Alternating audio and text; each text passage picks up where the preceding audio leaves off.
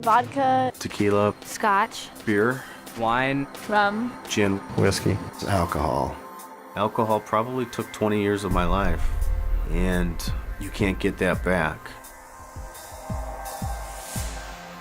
Alcohol is a drug, which most people don't think it is, but it actually is. It's classed as a depressant, meaning it slows down vital functions in the body. Alcohol is made through the fermentation of fruits and grains. The process of fermentation is basically letting fruit sit and rot until it can produce a mind-altering effect when you drink it. There's different types of things you can drink that have different amounts of alcohol in them. Like a beer, if you just drink beer, that has 2 to 6% alcohol. Wine is about 8 to 20% alcohol.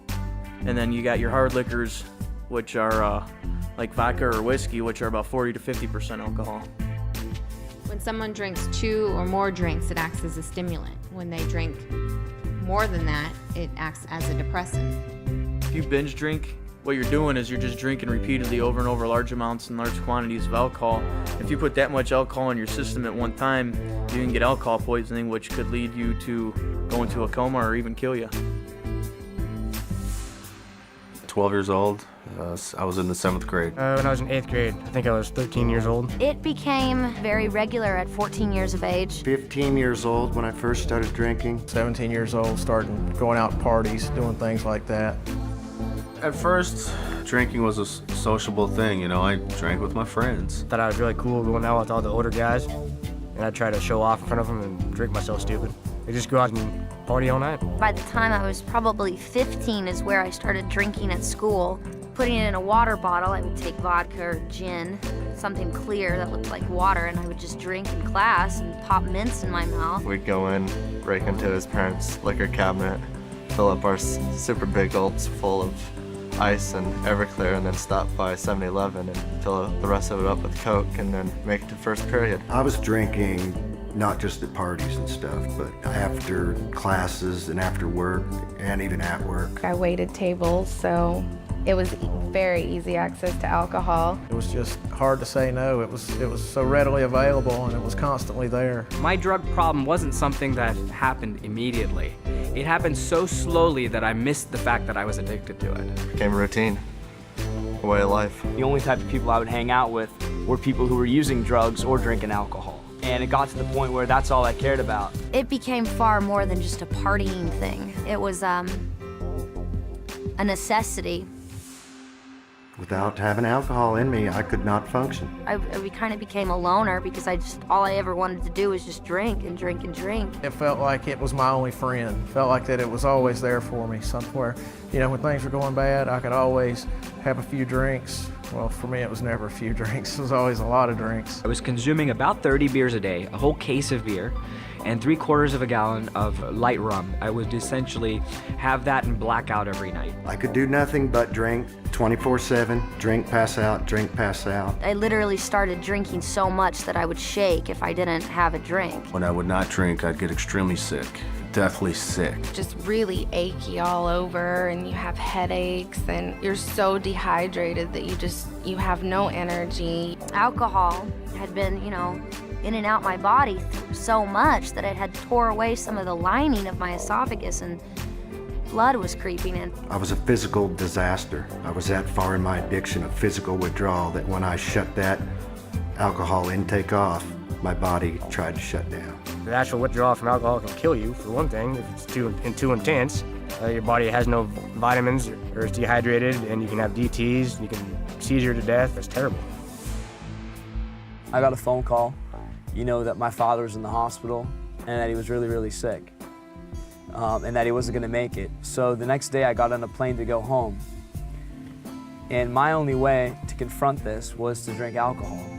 So I showed up at the airport pretty drunk, and my family, saw me there, and, they didn't know what to say. The worst thing about it is that my father was kept conscious so that he could see me before he passed away.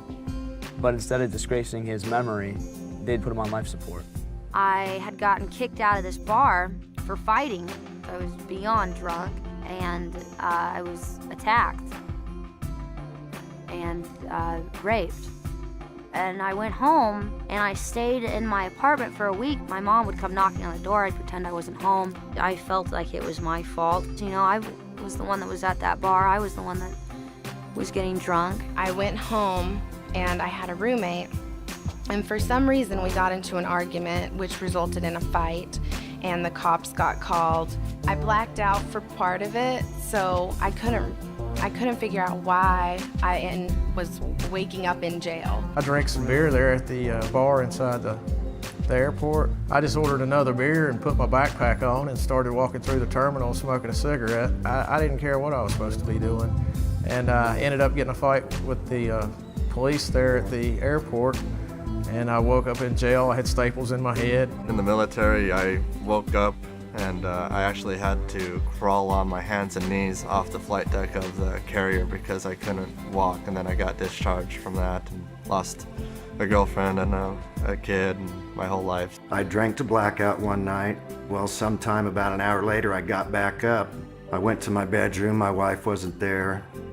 I went to the girls' bedroom, and they were all in the bed together, basically hiding from me through a blackout. And I decided right then that I couldn't stay there anymore. I was afraid that I was gonna hurt someone at a blackout.